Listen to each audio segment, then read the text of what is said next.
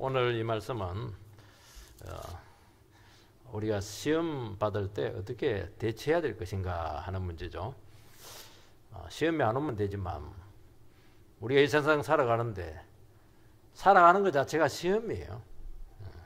크고 작은 시험, 인생에 죽을 고비를 몇 번 넘기고 그것만 시험이 아닙니다. 코로나 걸려가지고 주사 잘못 맞아가지고 막 그렇게 몸살 나는 것도 그것도 시험이에요. 사람 말에 막 꽂혀가지고 막 비틀거린 것도 다 시험입니다. 그래서 예수님께서는 얼마나 시험이 많았던지 주기도문에 아예 넣어놨어요. 시험에 들게 하지 마옵시고 딱 넣어놨어요. 그 말은 뭐냐니까 주문 외우듯이 그 시험에 안 들도록 그렇게 미리 기도를 하라는 겁니다. 미리 기도하면은 훨씬 나아요. 병원 갈 때도 의사 선생님이 시험들 얘기할 수 있거든요. 그럼 미리 예상이 되면 기도하는 거예요. 그러면 그 얘기를 안 나올 수도 있고 나오더라도 이길 수가 있는 거예요. 그래서 우리는 항상 우리에게 시험이 있다는 것을 기억을 하고 이것을 없이 살아갈 수는 무균 상태로 살아갈 수는 없어요. 외부적으로도 많은 시험이 있고 또 우리 자신들이 시험거리예요. 우리 안이 죄와 욕망, 정욕으로 들끓고 있다 보니까 이게 그냥 충동을 받으면 이게 내가 시험거리예요. 집안에 당신이 시험거리라고 이렇게 얘기하는데 그 말이 참 맞아요. 그런데 오늘 말씀에 보면은 이렇든 저렇든지 간에 어떻게 시험이 왔든지 간에 내가 원인이 되었든지 아니 외부에서 나는 원치 않았는데 시험이 왔든지 간에 상관없어요. 모든 시험은 다 믿음으로 극복을 할 수가 있고 이길 수가 있다. 이 참 위대한 말씀을 우리에게 주신 줄 믿습니다. 꼭 믿으시기 바랍니다. 이거는 안 될 거야. 나에게 온 이 어려운 문제는 안 될 거야. 이거는 저 인간이 죽어야 되지 나는 절대로 안 돼. 그게 아니라는 거예요. 하나님께 은혜 받고 믿음으로 기도 드리면 하나님 능력이 와가지고 전부 다 이겨냅니다. 이겨내는 방식은 다 다릅니다. 이때 이제 기억을 해야 되는데 뭘 기억을 해야 되냐? 왜 나에게 시험이 왔을까? 자기가 이것 때문에 왔다, 저것 때문에 왔다 그런 판단하지 말라는 겁니다. 자꾸 이해하려고 하지 마시기 바랍니다. 그렇게 하다가 시험에 빠집니다. 그게 정말 무서워요. 저 사람 그냥 말을 한마디 했어요. 한마디 한 거예요. 그걸 어떻게 알아요? 컨디션이 안 좋아서 그런지 원래 성격 자체가 좀 아주 시니컬해서 그런지 모르는데 그걸 넘어가면 되는데 그걸 못 넘어 분석을 해요. 밤새도록 분석하니까 그게 이제 시험이 되는 겁니다. 그러면 굉장히 어려워져요. 우리는 절대로 이유를 다 알 수가 없어요. 또 이해할 수도 없습니다. 그러면 뭐 해야 되느냐? 무조건 하나님의 자비하심을 믿고 하나님의 뜻이 있다는 것을 알고 받아들이고 감사하시기 바랍니다. 하나님 또 시험 왔네요. 시험은 힘들지만은 또 하나님 뜻 안에 있습니다. 제가 잘 이겨내면은 또 참 믿음이 좋아질 것 같습니다. 그러면 시험이 쫙 줄어들고 위로와 축복이 오는 거예요. 그게 시작입니다. 그때부터 역사가 일어나는 것이죠. 그래서 모든 시험은 100% 이기는 정도가 아니고요. 시험을 통해서 엄청난 이 하나님의 그런 부유하심에 들어갈 수가 있다고 말씀하고 있습니다. 세 가지입니다. 첫 번째는 시험이 올 때 절대로 오해하지 마시기 바랍니다. 오해가 자꾸 생겨요. 생각이 자꾸 안 좋은 쪽으로 간다는 겁니다. 16절 말씀을 보면 내 사랑하는 형제들아 속지 말라. 속지 말라 이렇게 되니까 참 이 형제들 정말 사랑하는데 한눈에 넣어도 아깝지 않는 성도들이잖아요. 이게 착 썩는다는 거예요. 성도들이 그렇게 이야기해주고 그렇게 사랑을 주고 믿음의 그런 같이 교제를 나누고 이렇게 했는데도 불구하고 무슨 일만 생기면 쏘가버려요. 스스로 쏘가버립니다. 착각을 자꾸 한다는 거예요. 착각은 자유지만은 이게 혼자만 괜찮은데 혼자가 아니잖아요. 우리는 한 가족이잖아요. 성령으로 그냥 하나로 이렇게 연결되어 있거든요. 이게 영향을 굉장히 준다는 게 이게. 집안에서는 조금 오해가 적어요. 워낙 더 가까우니까. 근데 이게 우리 교회는 더 위험할 수가 있다는 겁니다. 왜냐하면 너무 다양한 차이가 있기 때문에 자꾸 속는다는 거예요. 오해를 자꾸 한다는 거예요. 이러면 이게 시험이 된다는 겁니다. 아무것도 아닌데 아무것도 믿고 가버리면 되는데 이게 그렇다는 거예요. 이게 특히 이제 뭘로 많이 속냐 하면 13절에 나와 있잖아요. 사람이 시험을 받을 때 내가 하나님께 시험을 받는다 그 생각하지 말라는 겁니다. 유혹과 죄와 같은 시험은 대개는 이제 자기 속에 있는 욕심과 정욕이 이게 발동이 돼가지고 미혹이 되어서 올 때가 참 많습니다. 그래서 이런 경우는 되게 이제 스스로 자초한 경우가 많아요. 정말 내가 정욕이 없고 정말 욕심이 없으면요 절대로 사기꾼의 미혹에 넘어가지 않아요.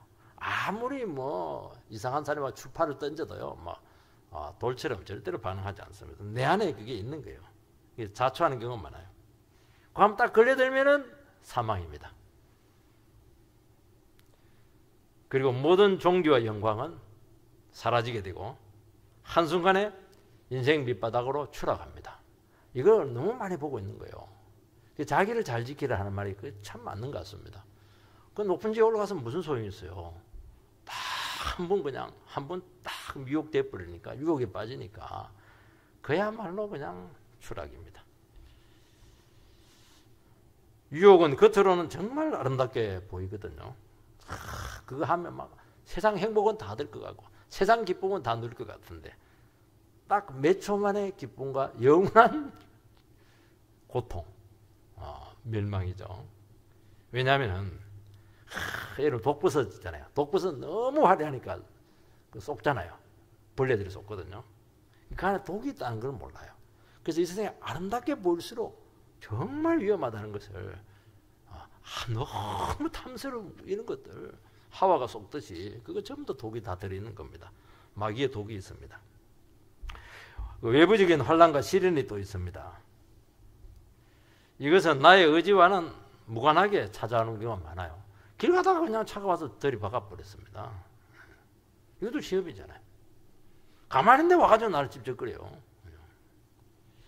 이런 시험은 원하지는 않지만은 많이 온다는 거예요. 이게 나는 환난을 원치를 않는데 막 집안에 어려움이 막 생기는 거예요. 막 와가지고 돈 달라고 그러고 막상 어려움이 오면 이게 이해가 잘 되지가 않습니다. 이게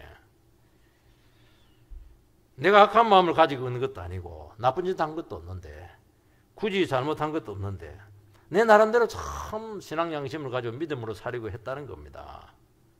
그러니까 더 위험한 겁니다. 이게 하나님께서 이 모든 일도 좋은 것이나 안 좋은 것이나 전부 다 하나님의 허락하에 이루어진다는 거 우리는 설교를 통해서 뭐 너무 잘 듣고 알고 있습니다. 그리고 하나님께서는 어떤 시험도 반드시 믿음으로 이기게 하신다. 그리고 우리를 끝까지 지키신다. 머리털 하나 손상당하지 않도록 하신다. 그거 전부 다 귀가 따갑도록 어릴 때부터 들어서 알고 있습니다. 아는 거하고 적용하는 거하고 차이가 있잖아요. 근데 막상 이런 상황이 딱 되면은 평소에 그렇게 잘 알고 있던 그 말씀들은 온데간데였고 전부 다 잊어버리고 갑자기 하나님은 안 보이고 하나님 보이긴 해요. 보이는데 막 안 좋은 쪽으로 보입니다. 그렇게 섭섭하고 막 그렇게 막 분하고 말이지. 이해가 안 되고 말이에요. 괜히 믿었다가 쏘갔다고 말이지. 이렇게 된다는 겁니다. 내가 남들보다 열심히 살았고 헌신도 많이 하고 봉사도 많이 했는데 기도도 막 둘째 가라면 서러운데 하나님 왜 이걸 지켜주지 않냐는 게 이거 다른 사람 나보다 훨씬 못하는데 잘도 사는데 내가 뭘 잘못했다고 이렇게까지 하시냐는 겁니다. 이게 이제 진짜 시험입니다. 그래서 어떻게 보면 우리에게 주어지는 그 현상들, 사고들 이런 것보다도 우리 마음에서 오는 그 충격들, 이 마음에서 오는 그 생각들이 훨씬 더 위험하다고 성경에서 말씀하고 있는 겁니다. 이 마음을 못 잡으면은 이게 굉장히 길어지고 그냥 일로 해결할 거면 10으로 해결하는 거예요. 엄청나게 타격을 받습니다. 물론 뭐 현실도 힘들어요. 시험이라는 게 힘듭니다. 근데 그 후에 이 마음을 추스리는 것이 훨씬 어렵다는 거예요. 이거. 왜냐하면 자꾸 감정이 안 좋고 상황이 안 좋으니까 자꾸 안 좋은 쪽으로, 부정적인 쪽으로 생각을 하기 때문에 가면 갈수록 더 심각해지기 때문에 그건 방치해 놓으면 놓을수록 더 위험해지는 겁니다. 이게 참 싸우기도 힘들고 방치하기도 힘들고 딱 막상 오게 되면요 굉장히 여기서 어려움을 많이 겪는다고 말씀하고 있습니다. 교회도 열심히 하고 봉사도 잘했어요. 근데 막상 내 자신에게나 또 우리 가정에 어려운 일이 딱 생기면은 그때 신앙은 언데간데 없어요. 눈물 흘리면서 그냥 찬송했던 박수 쳤던 게 어디 간지 없어요. 믿음이 딱 떨어져 버려요. 침체돼 가지고. 아니 내가 성경 돌 때 다른 사람이 그럴 때는 저것도 극복을 못하나 그렇게 하는데 나는 그 반포에 안 갔는데 더 극복을 못해요. 그래서 우리는 쉽게 다른 사람에게 대해서 일쿵저쿵 할 수가 없어요. 자기가 안 당해봐서 그런 겁니다. 평소에 하나님이 함께 하신다는 거 믿고 있어요. 막상 나에게 어려움이 딱 닥치면은 그렇게 실망이 되는 것이고 이해가 안 되는 겁니다. 이해가 안 되는 거예요. 야속한 겁니다. 야속한 거예요. 참 이때 이제 정신을 딱 차리면 빨리 수습이 되고 얼마든지 일어설 수가 있거든요. 근데 이게 안 되는 거예요. 자꾸 부정적으로 자꾸 침체 잠수 이래가지고 저 벽 밑에 내려가가지고 한 달 동안 막 처박혀가지고 또 올 생각을 안 해요. 납덩어리가 맞아요. 몸이 막 천근만근 납덩어리 같아요. 납덩어리처럼 쫙 내려가는데 한번 내려가면 또 올라와야 되는데 또 오르지를 않아요. 이게 얼마든지 하나님의 백성들은 딱 끊어버리고 납덩어리도 탁 끊어버리면 될 텐데 끊기 싫어요. 한없이 내려가고 싶어요. 왜냐하면 화가 나가지고. 그럼 못 일어서는 겁니다. 그래서 회복할 기회를 놓치는 겁니다. 그러면서 가면 갈수록 이게 점점 정도가 심해진다는 것입니다. 성도는 하나님을 알았기 때문에 더 위험할 수가 있습니다. 아예 안 믿었으면 덜 위험해요. 안 믿은 사람들은 어려움 생기면 인생은 다 그런 거 아니야. 그게 네 팔자야. 그냥 네가 안고 살아. 그래서 와라 우리 한잔 하자. 한잔하고 그냥 싹 니나도 한번 해버리고 노래 한 곡 좀 뽑고 그냥 잊어버리면 되거든요. 근데 하나님의 백성들은 예민해요. 까다롭습니다. 하나님을 알고 있거든요. 인격적인 하나님을 알고 있는 게 문제입니다. 믿음으로 사는 게 문제예요. 믿음으로 사는 게 문제입니다. 왜냐하면 믿음으로 살았다는 것은 다 버리고 하나님 한 번 바라본 것이지 않겠습니까? 불안한 거예요. 하나님 한 번 의지했는데 내 하나님 약속의 말씀 믿고 지금까지 믿음으로 살아왔는데 지금 이 상황이 뭡니까? 하나님 이게 지금 하나님이 살아계시다고 할 수가 있겠습니까? 여기서부터 이제 곤란한 문제가 생기는 것입니다. 왜 하나님이 여기서 도와줘야 될 타이밍인데 왜 안 도와주십니까? 나 이 상태로 들어가면 망하는 거 딱 계산이 나오지 않습니까? 그러니까 믿음이 좋으면 좋을수록요 한 번 침체가 되면요 훨씬 더 강도가 심할 수가 있습니다. 믿음이 안 좋으면 어차피 딴 주머니 하나 갖고 있기 때문에 하나님 안 도와줘도 딴 주머니 꺼내가지고 또 쓸 수 있거든요. 그런데 진짜 믿은 사람들은 딴 주머니를 없애놔 버렸어요. 하나님 안 도와주면 안 되도록 마지노선을 딱 해놨기 때문에 진짜 하나님 안 도와주면 속이 다 죽습니다. 그런데 안 도와주는 거예요. 안 도와주고 상황을 점점 어렵게 만드니까 이거 완전히 그냥 미치는 겁니다. 이게 하나님 분명히 그냥 기도하면 배필 준다고 했는데 지금 곧 30이 되고 40이 되는데 내보고 어쩌란 말입니까? 그러니까 고비 때만 되면 그냥 이게 손님이 찾아와가지고 그렇게 나를 괴롭히는 것입니다. 기회를 다 잃어버리게 되지 않겠습니까? 예수님의 제자들이 얼마나 은혜를 많이 받았어요. 오병이의 기적 정말 엄청나죠. 주님의 말씀 엄청났어요. 그래서 배 타고 절로 가자 이렇게 했는데 가다가 그냥 풍랑을 만났어요. 그래서 제자들이 너무 놀래가지고 아무리 노저어도 그냥 파도가 치고 거의 난파 일보 직전입니다. 그때 보니까 예수님께서 막 주무시고 계시네. 얼마나 피곤했던지 그렇게 풍랑이 있는데도 배멀미도 안 하시고 주무셔요. 그래서 막 우리가 죽게 됐는데 뭐 하고 계시냐고 예수님 막 그렇게 그냥 막 원망불평을 해요. 주님께서는 막 왜 무서워하느냐 믿음이 적은 자들아 그렇게 하면서 따끔하게 충고하시고 구해 주었습니다. 그 제자들은 뭐 무서워할 수 있죠. 밤에 시커먼 밤에 막 파도가 치고 이러면 막 얼마나 무서워요. 1시 2시에. 그래도 내가 타고 있잖아 같이. 그리고 말씀을 들었잖아요. 제자들은 다 버리고 예수님 한 번 믿고 따라왔거든요. 정말 그들은 비전을 가지고 있었거든요. 아니 그런 사람인데 왜 이렇게 두려워하느냐는 거예요. 무서워해도 적당하게 무서워해야지. 지나치게 그렇게 완전히 그냥 진짜 예수님 못 봤으면 다 바다에 뛰어들어서 자살했을 겁니다 아마. 그게 믿음이 적은 겁니다. 그러니까 풍랑에 완전히 눈이 멀어가지고 하나님의 아들이 아무리 입으로 고백하면 뭐해요. 하나님의 아들이 그냥 눈에 보이지가 않는데 그 문제였다는 것입니다. 그 말은 뭐냐니까 예수님 제자들 마음속에 늘 예수님을 따라가고 하나님의 아들이지만 마음속에 불안한 거예요. 왜냐니까 배도 버렸지 가족도 버렸지 다 버렸잖아요. 인생도 다 버렸는데 이야 저를 따라가다 예수님에게 무슨 일 생기면 우리 쫄딱만 하는 것이다. 이런 늘 불안이 그들 마음속에 있었다는 것입니다. 그래서 예수 믿는 사람들은요 세상 사람들보다 어려움이 생기고 시험이 오면 훨씬 더 예민해져요.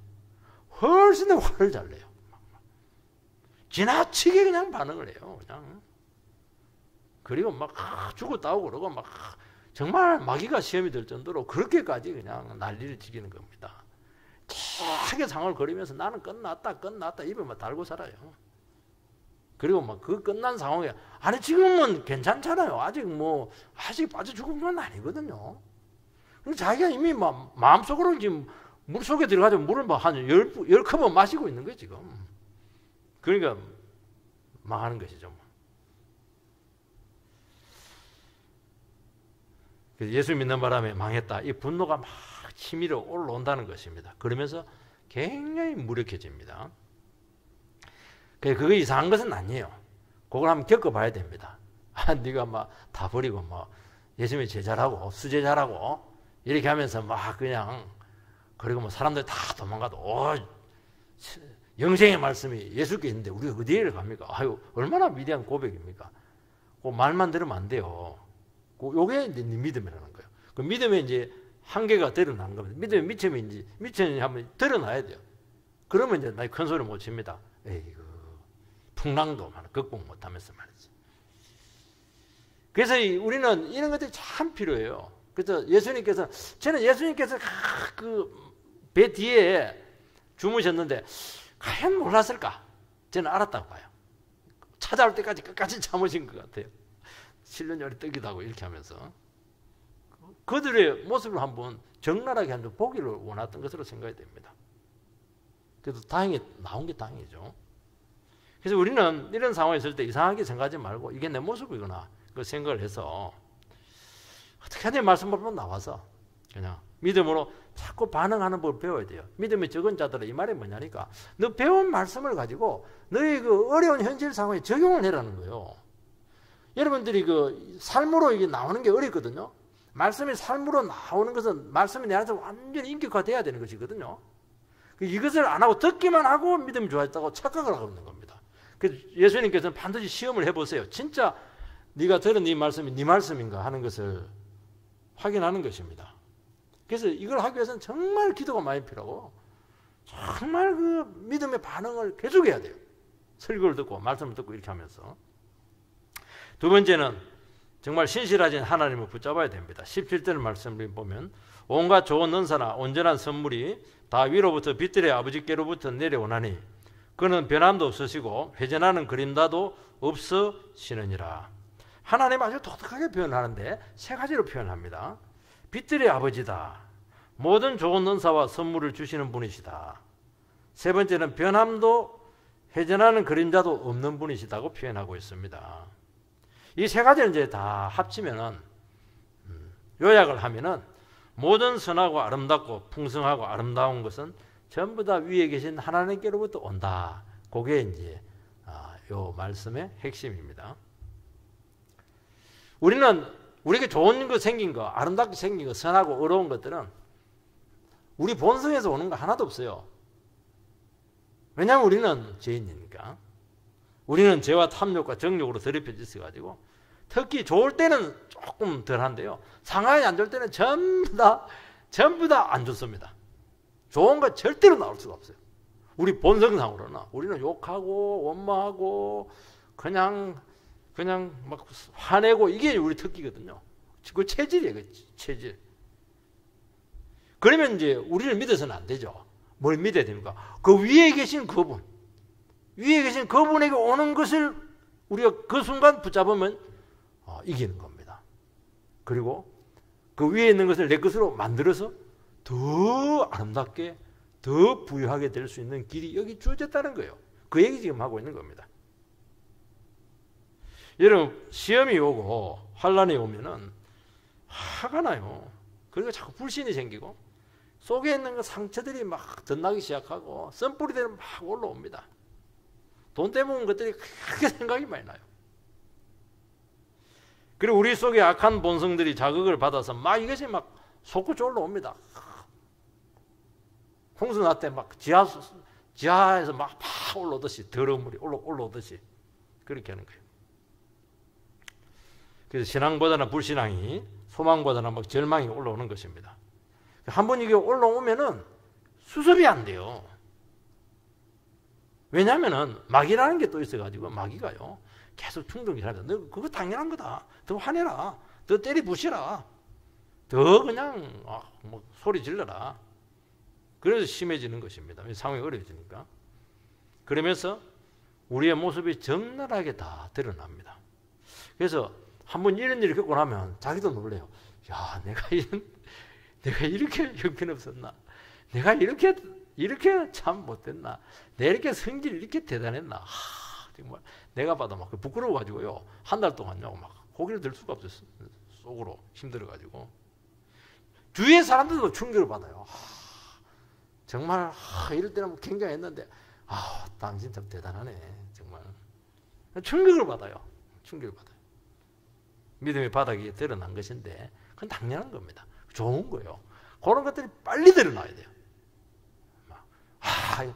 거룩하십니다. 신앙이 좋습니다. 이 소리만 들었는데 착각한 거예요. 착각한 거예요. 자꾸 드러나야 돼요. 그게 좋은 게 아니니까 본 모습이 그냥 자꾸 드러나 버려야 돼요. 성질도 드러나고 이래가지고 이 바닥이 드러나야 돼. 그래야 자기 모습을 알게 되고 사람이 겸손해지게 됩니다. 남을 이렇게 쉽게 비판하지 못해. 나는 더 하니까. 이때 어떻게 해야 되느냐? 요 세 가지 하나님을 붙들면 돼요. 하나님은 어떤 분이세요? 빛들의 아버지입니다. 세상에 있는 모든 빛은 하나님께로부터 왔습니다. 빛이 있으라니까 빛이 있었잖아요. 참 창조할 때 보면 빛을 먼저 창조했습니다. 너무 어둡고 막 힘들고 이렇게 한데 빛이 싹 나니까 빛이 쫙 비치면서 모든 것이 드러나게 되었어요. 물리적인 빛도 있고 정신적인 빛도 있고 영적인 빛도 있습니다. 아무리 암담하고 절망적이라도 빛이 비치면은 살아납니다. 현실이 너무 힘들 때 우리는 어떻게 해요? 밤하늘의 별들을 이렇게 바라보면 별들이 참 놀라요. 별들도요 똑같지가 않아요. 밝은 빛, 작은 빛, 가만히 있는 빛, 반짝반짝하는 빛들, 또 흐린 빛들 너무 많아요. 근데 막 또 뭉쳐있는 빛들 막 반짝반짝 이렇게 한대요. 그거 또 미소 짓는 것 같아요. 우리 능평교회는요 새벽기도 오면서 빛 보기 너무 좋아요. 딱 쳐다보고 있으면 시간 늦어요. 현실이 너무 힘들 때 밤하늘의 별들을 바라보면서 우리는 조금 여유를 찾는 것입니다. 하나님께서는 이 어둠 속에 달도 주시고 별은만 너무너무 많이 박아 놓으시고, 왜냐하니까 우리가 두려워한다는 것을 알거든요. 그러니까 마음도 힘들고 현실도 이렇게 암담하고 어려운데 밤에 그냥 빛같이 없으면, 별빛같이 없으면 얼마나 힘들겠어요. 달빛에서 얼마나 힘들겠어요. 또 너무 밝았다는데요. 달은 또 참 어떻게 색깔이 이렇게 노란지 정말 달을 보고 있으면 시가 저절로 나옵니다. 시가 저절로. 연애한 옛날에 좋은 추억도 막 나와요. 하나님께서는 이런 빛을 주셔가지고 우리가 미치지 않도록 절망하지 않도록 그렇게 기본적인 일반 은총으로 지키십니다. 특히 이제 뭐냐 마음속의 빛을 허락하십니다. 마음속에 진리의 빛이 비치면은 살아나요. 이 빛이라고 하는 것은 깨달음입니다. 하나님의 말씀이 들려지면서 어렵고 힘들 때는 하나님의 말씀이 바로 우리의 빛이 돼요. 그러면서 갑자기 어둠이 물러가면서 영혼이 한순간에 밝아집니다. 그 우리 안에 그 불이 켜진 거야. 그 우리 여러분들이 예배 드리는 건 뭐냐니까 그 스위치를 넣는 거예요. 스위치를 넣으면 갑자기 밝아져요. 그거는 너무 신기해. 그런데 아무리 주위가 밝아도 내 마음이 너무 어두우면 그 사람 망해요. 아무리 주위가 어두워도 내 마음이 밝아지면 사는 겁니다. 마음이 안 무너지면 되거든요. 정말 미칠 것 같은 시련 속에서도 마음의 빛이 하나님께서 떠오르게 합니다. 그게 예수 믿는 사람들이 너무나 놀라운 축복이에요. 그렇게 전망하고 그렇게 보면 밤새도록 잠 못 자고 이렇게 하는데 한순간에 하나님께서 빛을 딱 비춰줘요. 너무 힘들 때는 말씀 안 들어도 그럴 때도 있어요. 그러면서 근육이 풀어지면서 이상하게 소망이 생깁니다. 미소가 나오는 거예요. 여러분 이것이 없으면요 자매라든지 자살합니다. 사람이 왜 망하느냐? 어려워서 망하는 게 아닙니다. 어려워도 소망이 있으면 절대로 안 망해요. 소망까지 없으니까 망하는 거예요. 그런데 성경은 뭐냐? 하나님 말씀은 뭐냐? 하나님은 소망의 하나님이시잖아요. 말씀은 소망이잖아요. 어떤 말씀도 소망이에요. 교회는 우리에게 소망을 주는 곳이잖아요. 어떤 사람도 이긴다는 게 소망이지 않겠어요? 그러니까 하나님을 신뢰하는 순간 소망이 생기는 겁니다. 살 길이 생기는 거예요.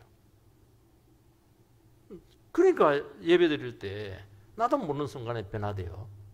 그렇게 놀랍게 바뀌어져 있는 것입니다. 보면 또 모든 좋은 은사와 온전한 선물을 주신다고 되어 있습니다. 모든 아름답고 풍성한 것은 위로 하나님께로부터 옵니다. 하나님께서 어려움이 올 때는 세상적인 것을 많이 가져가세요. 그럼 우리 기도합니다. 하나님 너무 많이 가져가지고 내 남은 거 하나도 없습니다. 어떻게 살아나라는 겁니까? 그렇게 이제 나오거든요. 근데 하나님께 가져가는 거거든요. 냉장고에 따져놓고 보면은 그렇게 귀한 게 아닙니다. 진짜 귀한 거 아니에요.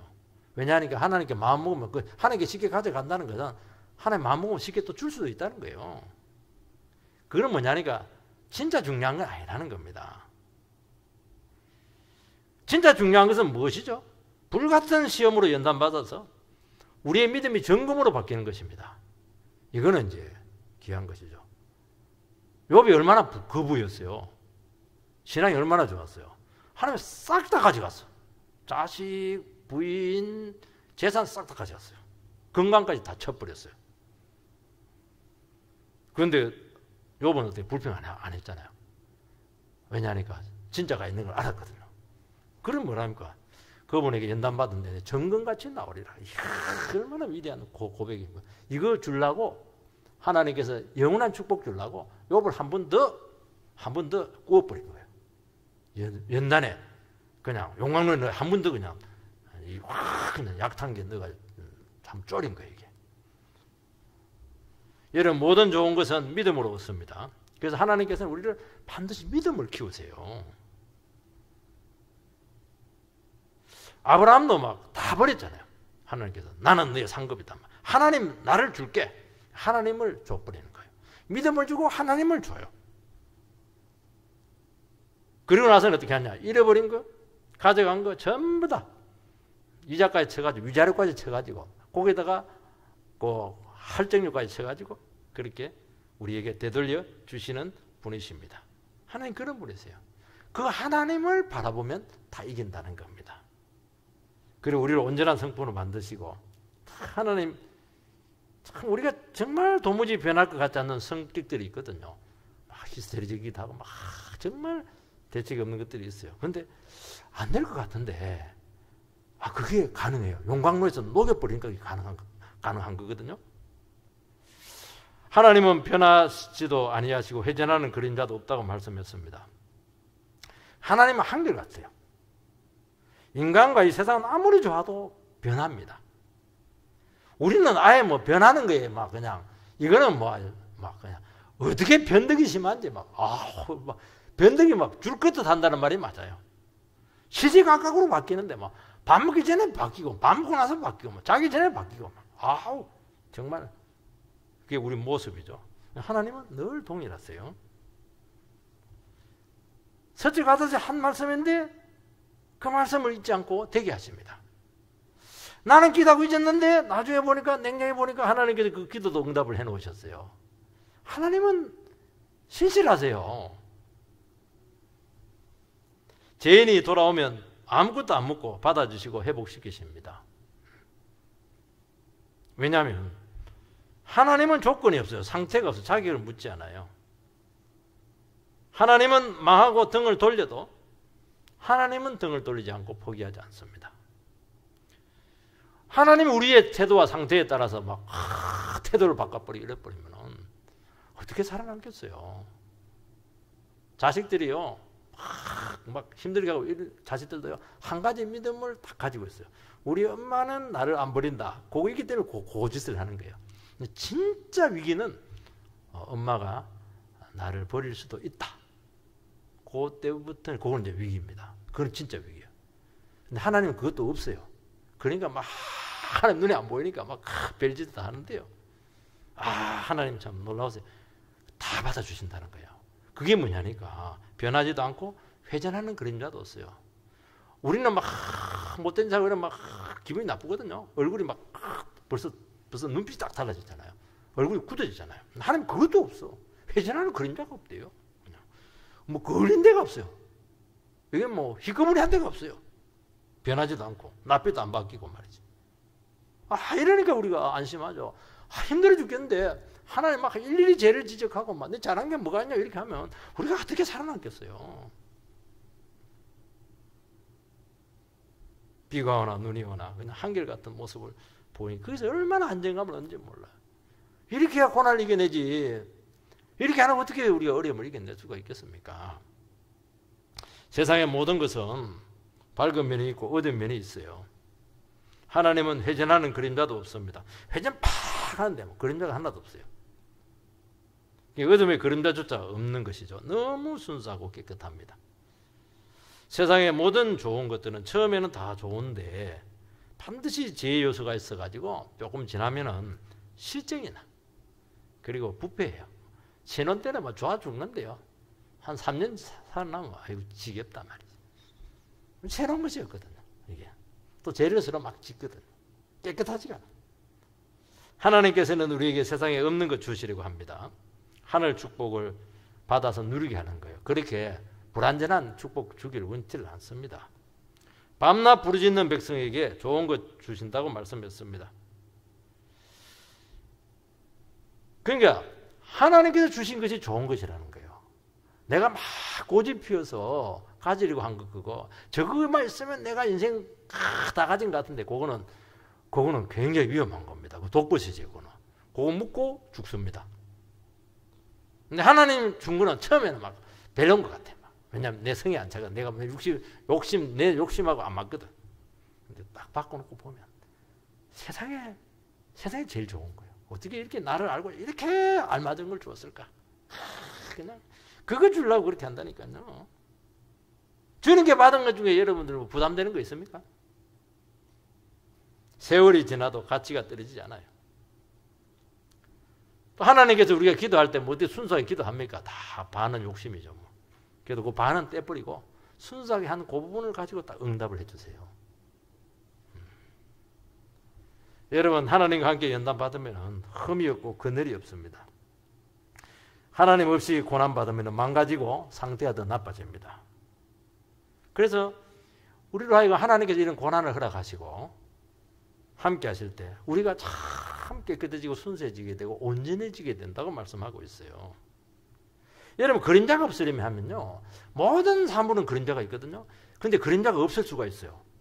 너무 빛이 밝으면은 뭐 그림자가 없어요. 뒤에도 똑같이 그냥 반사가 돼가지고 그림자가 없어요. 엄청난 빛이 오면 돼요. 그러니까 회전하는 그림자가 없다고 하는 말은 무슨 말이냐니까 그렇게 어둡고 고난 중에 너무 힘들고 어렵지만은 그때 막 하나님께서 엄청난 빛을 씌워준다는 거예요.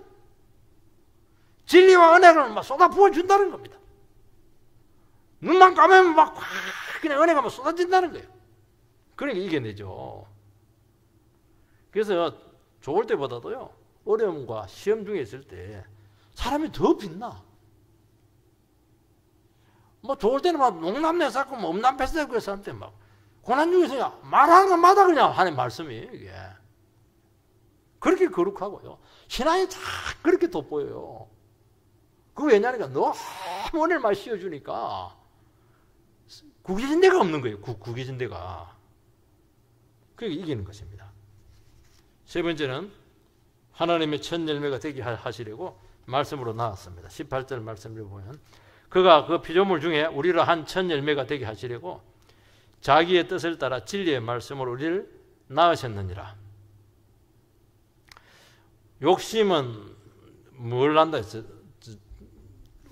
여기 보면 뭐라고 되어 있냐면은 14절에 보면 시험을 받는 것은 자기 욕심에 끌려 미혹됨이니 욕심인 태양적 죄를 낳고 죄가 장성한 적 사망을 낳는다 그렇게 되어 있습니다. 욕심은 죄를 낳고 사망으로 끝나요. 그런데 고난과 시험 중에서 믿음으로 연단을 받으면 생명의 열매, 첫 열매로 나타난다고 말씀하고 있습니다. 여러분 하나님 앞에 첫 열매가 무엇이죠? 그는 뭐냐? 하나님 말씀으로 연단받은 변화된 우리 자신들이 첫 열매입니다. 첫 열매가 맺히는 것이 쉽지가 않아요. 첫 열매가 맺히면 두 번째, 세 번째 열매 계속 맺히거든요. 그래서 나무를 심고 첫 열매가 맺히기까지가 굉장히 어려워요. 몇 년을 기다려야 돼요. 그런도 많이 하고 이렇게 해야 돼요. 하나님께서는 지금 우리에게 원하는 게 뭐냐니까 어려움과 고난 가운데 있을 때 말씀으로 연단을 받아가지고 진짜 우리가 완전히 변화돼서 하나님 딱 받으시는 첫 열매는 너무 귀하기 때문에 하나님께 바치게 돼 있거든요. 우리가 하나님께 바쳐질 정도가 돼야 된다는 거예요. 그때부터 이제 하나님께 바쳐졌으니까 나머지도 다 바쳐진 거니까 전부 다 온갖 좋은 열매로 나타나기 시작한다는 것입니다. 여러분 하나님에게 있어서 귀한 존재는 다른 거 아니에요. 세상에 막 그 대단한 그런 거 하나님에게는 그렇게 중요치 않아요. 그게 뭐 우리에게 중요치 않다는 게 아니고요. 그게 하나님 앞에서는 그렇게 큰 비중이 있지가 않아요. 하나님이 제일 귀하게 보는 게 뭐냐? 고난과 시험 중에 있을 때 하나님 말씀으로 연단받아서 변화되어서 하나님 앞에 첫 열매로 탁 받쳐지는 겁니다. 첫 아들 얼마나 여러분들 소중했어요. 그죠? 신기해 죽잖아요. 애 낳아놓고 어찌 이런 놈이 나왔냐 우리 둘 사이에. 누구 닮았어? 이렇게 하는데 막 우리는 뭐 몸도 안 좋았는데도 막 너무 좋아 죽겠더라고. 막 아이고 어떻게 이런 놈이 나왔나 싶어가지고 아이고 그냥 막 굉장했죠. 왜냐하면 하나님께서 이 첫 열매를 보시고 소망을 가지는 거예요. 하나님도요 소망이 있어야 되는데 다른 건 소망이 없어요. 죄 짓는 것들 무슨 소망이 있겠어요. 막 속이 타지. 그러면서 나라와 개인을 지켜주신다는 것입니다. 그 변화된 신령들 하나님께 붙들린 그 시민들이기 때문에 하나님도 소망이 있고 다른 열매를 기대하는 거예요. 기다리는 겁니다. 사도 바울이 그 전도를 그렇게 열심히 한 원인을 자기 스스로 고백을 합니다. 무슨 말입니까? 내가 변했다면 이 세상에 변하지 않을 사람 없다. 그 정신으로 막 죽기 살기로 전도를 한 거예요. 내같이 죄인의 개수가 바뀌었으면 이 세상에 안 변한 인간 없다. 그러니까 전부 다 전도를 다 해버렸어요. 우리는 고르잖아요. 저 인간은 범죄인이라서 안 되겠다 그렇게 하는데 바울 사도는 거기서 무조건 인간 다 복음을 선포해버리니까 범죄 같은 인간들이 뭐 바뀌니까 뭐 너무 열매가 큰 거예요. 이게 열매가 너무 크니까 그 다음부터는 뭐 엄청난 거예요. 이게. 그래서 우리 사회를 살리려면은 바로 말씀으로 고난받아서 변화된 신년들이 적극 생겨야 돼요. 그래서 고난 중에 있는 성도들을 두고 소망을 가져야 돼. 야, 저 사람이 바뀌면 당신만 사는 게 아니야. 우리도 살고 우리 교회도 살고 이 나라도 사는 거야. 그래서 열심히 싸워. 계속 기도를 해주고 이렇게 해야 되는 겁니다. 자기의 뜻을 따라 이렇게 되어 있는데요. 하나님의 뜻을 따라 연단을 받습니다. 하나님은 고난으로 연단하는 것은 하나님의 뜻에 따라서 하나님 뜻대로 쓰기 위해서라고 말씀하고 있습니다. 이거는 예정에 대한 문제예요. 우리 어려움을 받고 이렇게 고생을 하면 저 사람하고 나 다른 고난인데 하나님 나를 이렇게 연단하는 이유는 하나님 뭐 계획이 있는 것 같다. 뜻이 있는 것 같다. 그 생각을 한다는 거예요. 진리의 말씀으로 났습니다. 완전히 새 사람으로 태어나게 하신다는 것입니다. 왜냐 하나님의 말씀은 진정한 변화를 가져오기 때문이죠. 그래서 고난 중에 말씀의 능력을 많이 체험합니다. 말씀은요, 이게 듣는다고 해서 내게 되지가 않아요. 말씀이 진짜 말씀이 되는 것인지 체험을 해야 돼요. 그 체험할 수 있는 최고의 장이 뭐냐? 연단받는 겁니다. 연단받으면 말씀이 돼요. 무에서 유를 창조해. 다 없는데 싹 다 만들어져요. 그거 딱 경험하면, 이제 세상이 두렵지가 않죠. 말씀이 영혼을 변화시키잖아요. 말씀이 능력이잖아요. 말씀이 있으면 아무것도 없어도 됩니다. 이런 고백이 이제 나오는 겁니다. 말씀 관계 있으면 버림 안 받는다. 다 채우신다. 그렇게 하는 거예요. 그래서 고난 중에 있을 때는 말씀을 붙들 수 있는 기회입니다. 아무것도 의지할 수 없는데 거기서 말씀 하나 붙잡고 살아남는 거예요. 그래서 우리가 세상 살아갈 때 하나님께서는 우리를 하여금 포실하게 이렇게 인도하지 않아요. 겉으로는 편안한 것 같죠? 우리 선도님 한 분도 편한 사람 누가 있어요? 말을 안 해서 그러죠. 늘 아슬아슬하잖아요. 늘 불안하잖아요. 생존의 위기를 늘 느끼잖아요. 사업하는 사람들이요. 얼마나 이게 불안한지 몰라요. 그냥 한 변수에서 왔다 갔다 하거든요. 그거는 누구나 마찬가지라는 거예요. 목사도 간단한 줄 아세요? 하나님께 그렇게 하시는 이유는 뭐냐? 바로 생명의 말씀을 붙잡으라는 거예요. 기도하라는 거예요. 그러면 너 영혼도 살고 다 살린다는 거예요. 그런 은혜가 서게 되기를 주의 이름으로 축원드립니다.